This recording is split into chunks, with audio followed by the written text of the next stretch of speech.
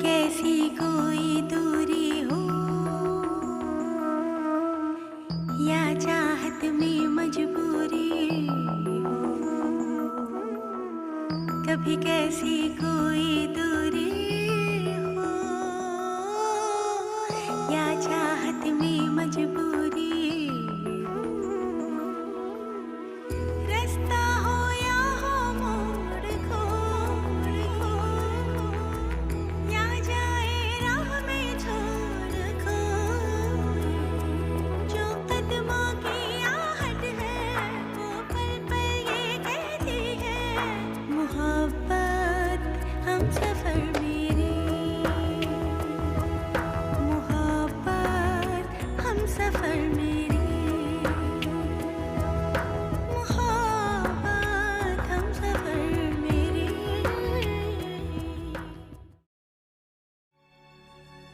अच्छा एक बात सुनो, तुम एनी को घर ले आओ, तुम्हारी खोई हुई खुशियां मिल जाएंगी। नहीं दादी नहीं, अब नहीं। जो चीज चली जाती है ना दोबारा कभी वापस नहीं आती। हाँ हाँ, आपके घर वाले तो जलेबी की तरह सीधे है ना। खामोश हो जाओ। खबरदार मेरे अम्मी अब्बू के लिए कुछ भी अपनी जबान से कहा तो एक लफ्ज भी नहीं। अंडरस्टैंड? मोहब्बत हम सफर मेरी, मोहब्बत हम सफर मेरी। खालाजान, आज आपको मैं जिस फैमिली से मिलाने लेके गई थी वो आपको कैसे लगे? हाँ फैमिली तो अच्छी है, लेकिन लड़के का कोई ताल्लुक नहीं था उस घर से, ना ही घर में वो हिस्सेदार था। मिसेस फरीद बता रही थी कि उनका छोटा भाई है। मैंने उससे तालीम के बारे में पूछा था, आए बाएं शाएं बकने लगा। जॉब का पूछा तो कहता मैं ढूंढ रहा हूं। मैंने आपको बताया तो है कि वो अभी अमेरिका से वापस आया है। ओहो, अमेरिका से होकर आना कोई इतनी बड़ी बात तो नहीं है, लोग वापस खाली हाथ भी आते हैं। इसका मतलब है कि आपको लड़का पसंद नहीं आया। भाई रुखसाना, वो लड़का कहाँ था, आदमी था, नौशाबा से दुगनी उम्र का। सच्ची बात है, मुझे तो बिल्कुल नहीं अच्छा लगा। और किस तरह ठट्टा मार के हंस रहा था। उसको किसी ने ये नहीं समझाया कि बुजुर्गों के सामने ऐसे नहीं हंसा करते।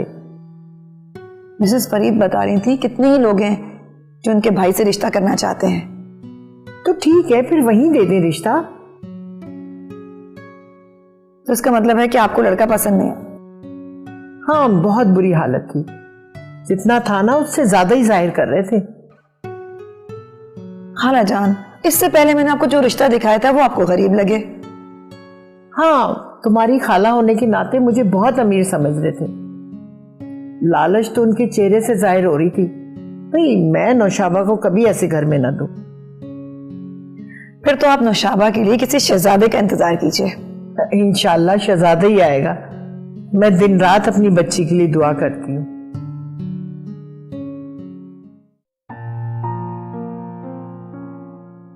मैं कॉल करती हूँ। अच्छा वालेकुम, अदनान आप आ गए? नहीं आया शायद। क्या मतलब? ये तो मम्मी से बात क्यों नहीं कर रही हो? ओह, तो इस बात की शिकायत भी लगा दी गई? जितना पूछा जाए उतना ही जवाब दो। बेकार की बातें नहीं सुननी मुझे। आप ही तो कहते हैं कि मुझे बात करने की तमीज नहीं है। मेरे जो दिल में आता है मैं बोलती चली जाती हूँ, हर बात को लड़ाई की शक्ल दे देती हूँ। इसलिए भैया मैंने बात करनी ही छोड़ दी है। ना मैं कुछ कहूंगी, ना कोई मुझे पकड़ेगा कि सारा ने ये कह दिया, सारा ने वो कर दिया। मेरा तो दिमाग खराब हो गया कसम से। तो इसका मतलब ये हुआ कि तुम्हें अच्छी तरीके से बात करनी आती ही नहीं है। जब भी बोलोगी अंगारे ही बोलोगी। अदनान, मैं जैसी हूँ वैसी ही बात करती हूँ। अब अगर कोई मेरी बातों में कीड़े निकाले तो मुझे कोई फर्क नहीं पड़ता। अच्छा, तो ये बात है? हाँ यही बात है, और मुझे इस बात पर कोई मलाल भी नहीं है। मगर मुझे तो है। अच्छा, तो फिर मैं क्या कर सकती हूँ? आप ये समझ लें कि मैं एक बदतमीज माँ की बदतमीज बेटी हूँ, सिंपल। और वैसे भी आप मेरे बारे में यही सोचते हैं, मैं अच्छी तरह जानती हूँ। तो इसका इलाज अब ये होगा कि तुम्हें किसी स्कूल में एडमिशन दिलवाया जाए जहां तुम अखलाकियात सीखो। ऐसे स्कूल अभी हैं। ये क्या कह रहे हैं आप? आप कहना चाहते हैं कि मुझे बीए करने के बाद भी किसी स्कूल में एडमिशन लेने की जरूरत है? अगर कोई अपने बड़ों से तमीज से बात नहीं करता या उसे मालूम ही नहीं है कि बड़ों की इज्जत कैसे की जाती है, तो मेरा ख्याल है उसे स्कूल में एडमिशन लेना पड़ेगा, है ना? अरे अरे, मगर मैं किसी स्कूल क्यों जाऊंगी अदनान? मुझे तो सब कुछ मालूम है। आपको तो पता है ना कि मैं हर किसी की कितनी इज्जत करती हूँ। आपको तो बिला वजह गुस्सा आ जाता है अदनान। असल में ना मेरा गला खराब है। इतनी तकलीफ हो रही है गले में, तभी मैं किसी की बात का जवाब ही नहीं दे रही थी, और कोई बात नहीं थी। तो फिर तुम मम्मी से अच्छे तरीके से बात करोगी? अरे क्यों नहीं करूंगी? और बात ना करने की वजह भी क्या है? और मैं नहीं करूंगी तो उनसे कौन बात करेगा? आपको तो पता है ना अदनान कि ये मेरी दिली ख्वाहिश है कि मैं इस घर की आइडियल और लाडली बहू बनूं। तो फिर लाडली और आइडियल बहू साहिबा, पहले एक अच्छी सी लस्सी बनाकर लाइए और उस लस्सी में इलायची जरूर डालिएगा, क्योंकि अम्मी को लस्सी में इलायची की खुशबू बहुत पसंद है। ठीक है, मैं अभी जाती हूँ और आंटी के लिए अच्छी सी इलायची वाली खुशबूदार लस्सी बनाकर लाती हूँ। गुड।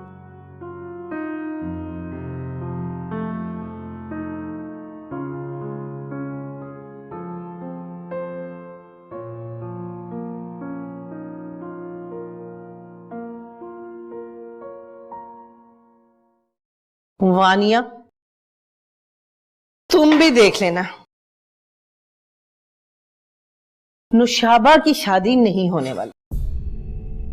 अरे सारे तुम्हारी दादी को पसंद नहीं है, और जो रुखसाना ने रिश्ते बताए ना, उसमें तुम्हारी दादी कीड़े निकालती फिर रही है। अम्मी आप मत परेशान हो जाएगी नुशाबा की शादी, और उसी की मर्जी से। तुम्हारी नुशाबा की मर्जी से? अरे भाई, उसको तो ऋतिक रोशन पसंद है, इंडियन हीरो, हर वक्त उसकी मूवीज देखती रहती है। हाँ है, तो फिर ये उसने नई अपनी बीवी को तलाक दी है, और आजकल ना वो पागल हो गया है, और हो सकता है पागलपन में नुशाबा से शादी कर ले, तुम्हारी बाजी से। अम्मी कैसी बातें करती हैं आप? वैसे एक बात बता दूं, तुम देख लेना, इस लड़की की शादी नहीं होने वाली। ये सारी जिंदगी ऐसे ही बैठी रहेंगी। तुम्हारी दादी ना चाहती भी नहीं है इसकी शादी हो, सारी जिंदगी अपनी बुढ़िया खिदमत कराएगी उससे।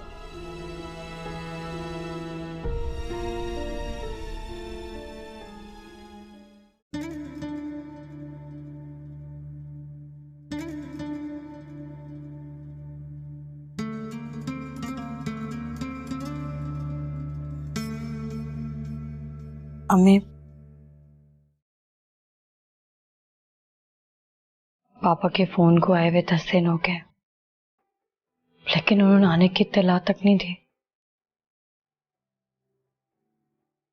आपने बिल्कुल ठीक कहा था, अब वो नहीं आएंगे। जिन्होंने आना होता है वो आ जाते हैं, इत्तला नहीं दिया करते। तो फिर पापा ने मुझसे क्यों कहा था कि वो आएंगे?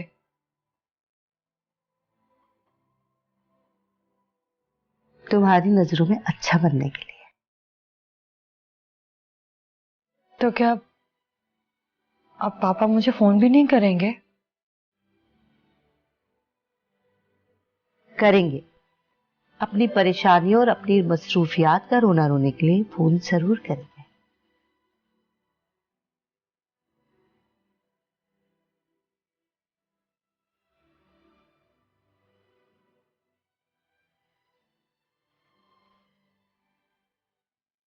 पापा,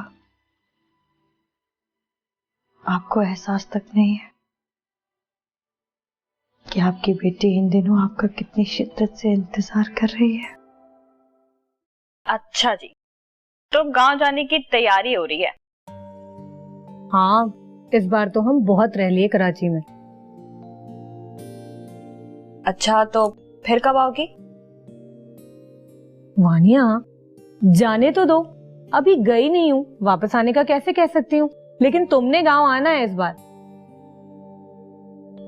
मैं अकेली कैसे आ सकती हूँ? अकेली क्यों? शादी के बाद अपने शौहर के साथ आना। नौशाबा, मेरी कौन सी अभी शादी हो रही है? नहीं हुई तो हो जाएगी, किसी भी नासिर, नजीर या नोमान के साथ। नौशाबा, तुम्हें कैसे पता कि इनमें से एक नाम मेरे नसीब का होगा? भाई मैंने तुम्हारे हाथों की लकीरों में देखा है, एन का हरूफ साफ नुमाया है, तो उससे तो यही नाम बनते हैं ना। वाकई? हाँ, बल्कि मेरा ख्याल तो यह है कि इस नाम के हामिल लोगों में से किसी एक का रिश्ता तुम्हारे लिए आ जाए ना तो अच्छा है। कसम खा रही हूँ, रिजेक्ट नहीं होगा। सच में?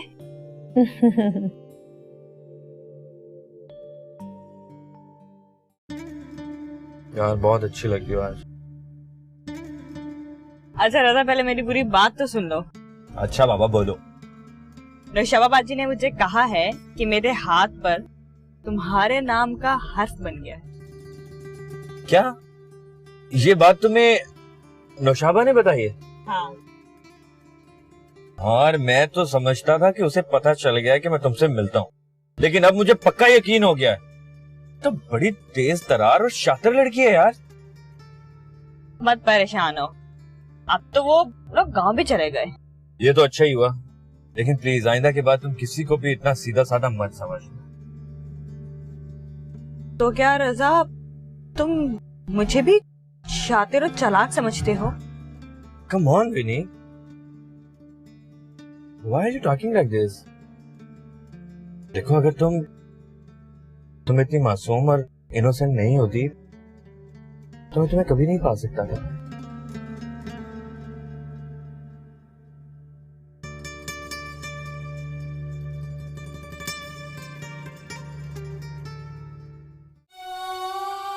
ये सलमान को क्या हो गया है? ना मुझे फोन कर रहा है और ना ही मेरे मैसेजेस के जवाब दे रहा है। ऐसा तो नहीं था मेरा बच्चा। कहीं सलमान बीमार तो नहीं हो गया?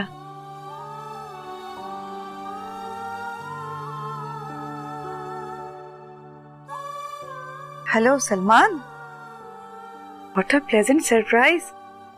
मैं अभी तुम्हें ही याद कर रही थी। 9 बजे? नहीं, मुझे कोई प्रॉब्लम नहीं होगी, मैं आ जाऊंगी। ओके, अल्लाह हाफिज। सलमान कल आ रहा है?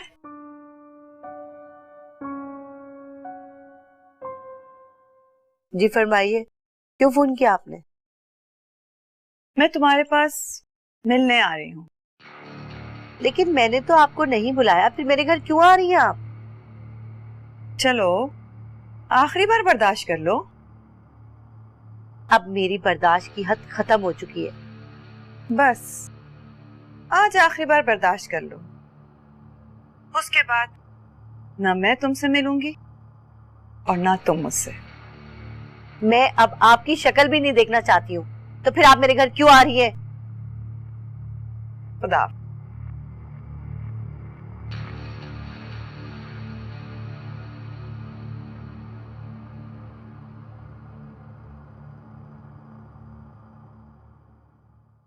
भाभी, मैं यहाँ सिर्फ अपने भाई की वजह से आती हूँ, वरना मुझे भी यहाँ आने का कोई शौक नहीं है। जब आपका भाई यहाँ रहता ही नहीं है तो आप यहाँ क्यों चली आती हैं? पप्पू, अम्मी बिल्कुल ठीक कह रही है, आपको यहाँ आने की कोई भी जरूरत नहीं है जब पापा ही यहाँ पे नहीं है। मैंने कहा ना, मैं यहाँ सिर्फ अपने भाई की वजह से आती हूँ। आपको जब एक दफा कह दिया है कि जब पापा यहाँ पे नहीं है तो आप यहाँ पे आने की जहमत ना क्या करें और पापा को आप भूल जाएं। कोई बहन अपने भाई को भूली है जो मैं भूल जाऊं? अल्लाह उन्हें सलामत रखे। अगर तुम लोगों की ये बातें उन्होंने सुन ली ना तो तुम्हारी जुबान गुद्दी से खींचकर बाहर निकाल देंगे। अच्छा वाकई अमेरिका में बैठकर? हाँ, तुम लोगों की औकात तो वही बताएंगे आकर। एक मिनट, ज्यादा गर्म होने की जरूरत नहीं है। वो दरवाजा है, आप चलती बनिए यहां से। घर से निकाल रही हो मुझे? हाँ, जब आपका भाई हमारे लिए और हम उसके लिए मरे बराबर है, तो फिर आपका हमसे क्या रिश्ता बनता है?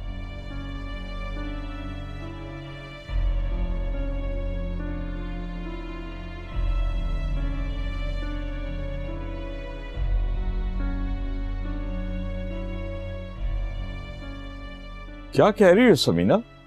मैं तुम्हारे लिए मर चुका हूं?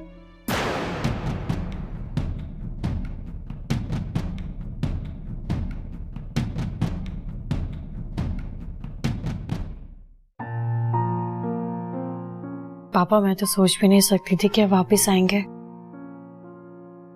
मैंने जब तुमसे कहा था कि मैं वापस आऊंगा तो मैं कैसे ना आता,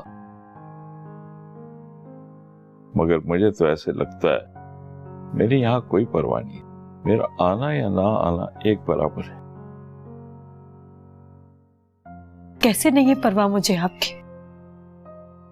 मेरी जिंदगी में जितनी भी प्रॉब्लम्स आई हैं सिर्फ आपकी वजह से। जी यकीन क्यों नहीं आ रहा इस पर? तुम वापस आ गए हो। यकीन तुमको कैसे आएगा? तुम तो अपनी जानब से मुझे मार चुकी हो। मैं क्यों मारने लगी? अल्लाह आपको सलामत रखे। समीना, मैंने आज सब कुछ अपने कानों से सुन लिया। कितनी नफरत है तुम्हारे दिल में मेरे लिए, कितना जहर भरा है तुम्हारे लिए मेरे। आप कैसे बातें कर रहे हैं पापा? आप सारे इल्जाम हम पे लगा रहे हैं। आप 12 साल बाद घर पे आए और सारे कीड़े हम पे निकाल रहे। ओह शट अप। तुम्हारे और तुम्हारी माँ में कोई फर्क नहीं। उसने शायद तुम्हें कोई न तहजीब सिखाई है न तरबियत दी है। मैं सुन भी चुका हूं और देख भी चुका हूं तुम अपनी पप्पो से किस तरह बात कर रही थी।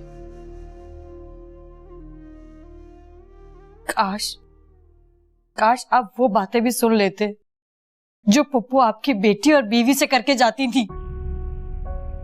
हाँ, दौड़ दौड़ कर आड़े वक्तों में जो मैं आती थी शायद वो मुझे नहीं करना चाहिए था। आप आड़े वक्त में आके हमारी मदद नहीं की, बल्कि उस टाइम आके हमें मजीद परेशानियों में आपने डाला है। हाँ, अब जितने बहुतान लगाने हैं लगा लो। अगर तुम इतनी ही नेक परवीन होती तो आज यूं अपनी ससुराल से नहीं निकाली जाती। इस वक्त ना तुम्हारी सास तुम्हारी शक्ल देखना चाहती है और ना ही तुम्हारा शौहर। अब कह दो कि वो लोग भी सब बुरे हैं। नेक परवीन तो तुम हो और तुम्हारी माँ है। जिन लड़कियों के सर पे बाप और भाई का साया नहीं होता ना, उनके लिए मुश्किलात ज्यादा बढ़ जाती है। और मेरी माँ के लिए शायद खुद ज्यादा ही परेशानियां बढ़ गई हैं। हाँ, जो जिंदगी में ही अपने शौहर और बाप को मार दें, उन पर तो जिंदगी तंग होनी ही चाहिए। शुक्र ना करने वालों पर बुरा वक्त तो आता ही है। अब आप देख रहे हैं पप्पू को, ये किस तरीके के जुमले तीर मार रही हैं। असफर भाई ने सब कुछ देख भी लिया है और जानते भी हैं, इसलिए अब रो कर डराने की उनको जरूरत नहीं है। चलें घर चलते हैं। मेरा सर चुकरा रहा है। 12 साल में यहाँ सब कुछ बदल गया है। हाँ हाँ चलते हैं। मैंने तो इन लोगों को फोन करके भी बता दिया था कि मैं आपको लेकर आ रही हूं, तो ये इस्तकबाल की हालत है। मगर क्या करें, आजकल की लड़कियां तो फितना हो गई हैं। ना उनमें इखलाक है और ना ही तहजीब। जब ये अपने बाप का एहतराम नहीं कर सकती तो किसी दूसरे रिश्ते का क्या करेगी। चलिए भाईजान।